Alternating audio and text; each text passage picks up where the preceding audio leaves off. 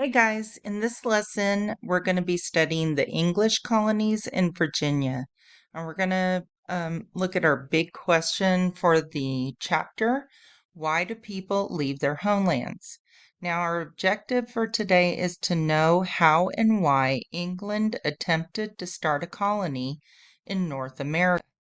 Now let's look at the English in North America. England envied Spain's rich colony in the Americas. So Queen Elizabeth I, pictured at the right, hoped to establish an English colony in North America. Sir Walter Raleigh, the Queen's advisor, sent an exploring party to Virginia in 1584. The first settlers arrived at Roanoke Island a year later. The colonists depended on American Indians for food. After a drought, many starved. Their survivors returned to England. In 1587, a new group of settlers arrived at Roanoke. A war with Spain delayed supplies from reaching the settlers. By the time help arrived from England in 1590, the colonists had vanished. Let's look at a timeline here. You can see we have a vertical timeline that goes from 1584 all the way down to 1590. Some of these things are filled in. So in 1587, Raleigh sends a new group to settle at Roanoke. In 1588, England and Spain are at war. We're going to fill in some of the events right here. So in this first one, we see 1584.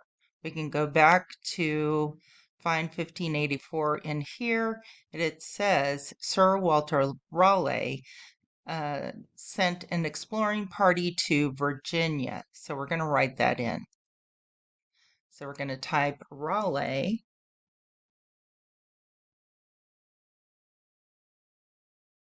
sent an exploring party to Virginia. Capital V because it is a name of a particular place. Okay, and then we're going to look at 1585. Now on this page, though it doesn't really have a 1585, we can see that the first settlers arrived at Roanoke Island a year later. So a year later from 1584 would be 1585. So that would be the first settlers arrived in Roanoke.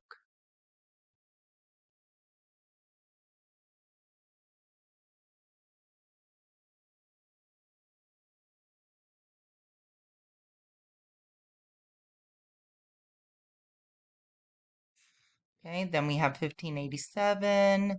Raleigh sends new group to settle at Roanoke. 1588, England and Spain are at war. So we just need to find what happened in 1590. Let's go back and look. So I'm looking for the year 1590, and I'm going to go back to the beginning of this sentence. By the time help arrived from England in 1590, the colonists had vanished. So we're going to put down in 1590, help arrived from England, but the colonists had vanished. All right, now we're going to move on.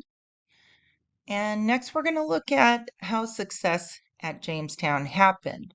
More than a decade would pass before the English began making plans to start another American colony. So this is their next one.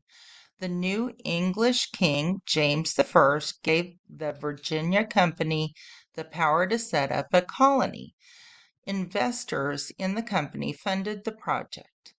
The Virginia Company sent settlers to build a colony and to find products to export for profit. Jamestown became the first lasting English settlement in North America. Let's look at our next section. Okay, so here we can see that it gives us some information about how the Virginia Company worked. So, first of all, number one, investors paid for shares in the Virginia Company. And then number two, the company financed 3 ships to take settlers to Virginia. Third, the settlers built the colony at Jamestown. And fourth, lumber, tobacco, glass, tar, and pitch were exported to England. Our last step right here, number 5, after products were sold, investors shared in profits. Last but not least, we're going to look at how, though it was a really rough time for the settlers, eventually these hard times gave way to progress. Jamestown was not a healthy location to start a colony. After much hardship, the colonists began to make progress.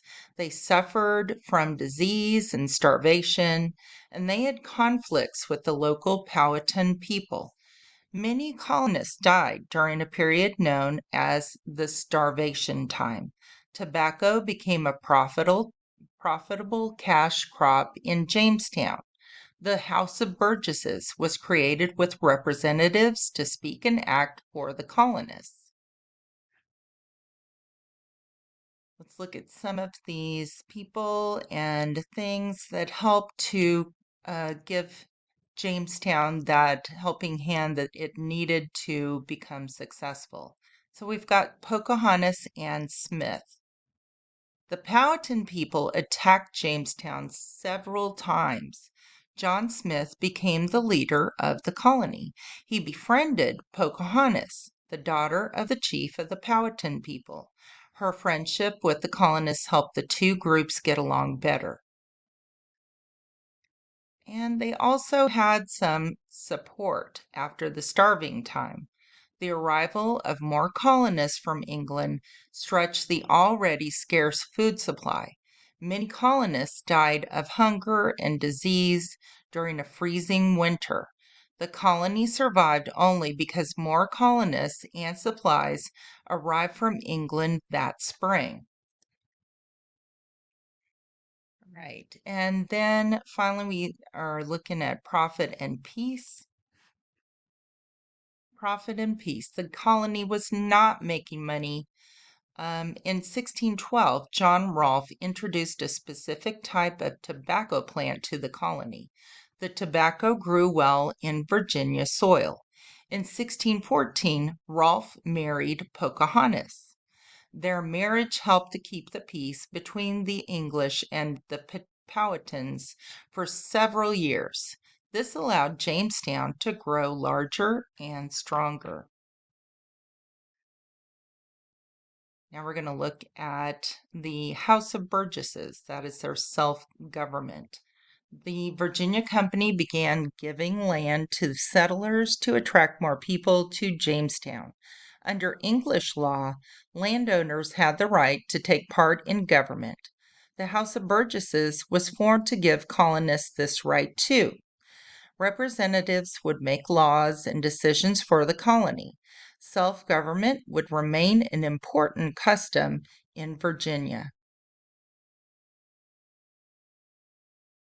In the next video, we'll go over some of the vocabulary and then start reading our text so that we can go back later and answer the questions that go with this lesson.